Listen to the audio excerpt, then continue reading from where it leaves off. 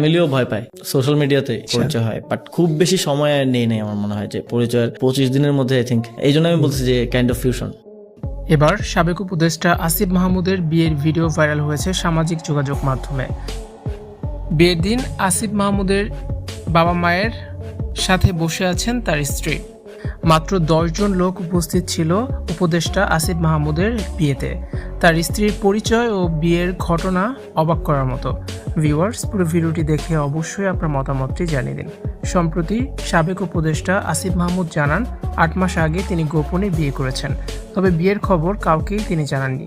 বিয়ে নিয়ে নেতিবাচক মন্তব্য ছড়ানোর ভয়েই নাকি বিয়ের কথা তিনি গোপন রেখেছিলেন। আর তার স্ত্রীর পরিচয়ও তিনি কাউকে জানাতে চান না।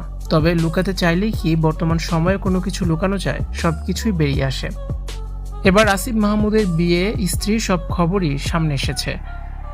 জানা যায় জুন মাসের 10 তারিখে উপদেষ্টা থাকাকালীন সময়েই আসিফ মাহমুদ তড়িঘড়ি করে এই বিয়ে করেন।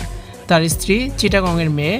আসিফের শ্বশুর রাজনীতির সঙ্গে জড়িত কেউ নন, একদম রাজনীতির বাইরে তিনি। তার নাম শহীদুল্লাহ, তিনি সৌদি প্রবাসী। সৌদি টু বাংলাদেশ আসা যাওয়া করেন। আসিফের বাবা মায়ের পছন্দ ছিল এই মেয়ে। বাবা মায়ের পছন্দেই তিনি এই বিয়ে করেছেন।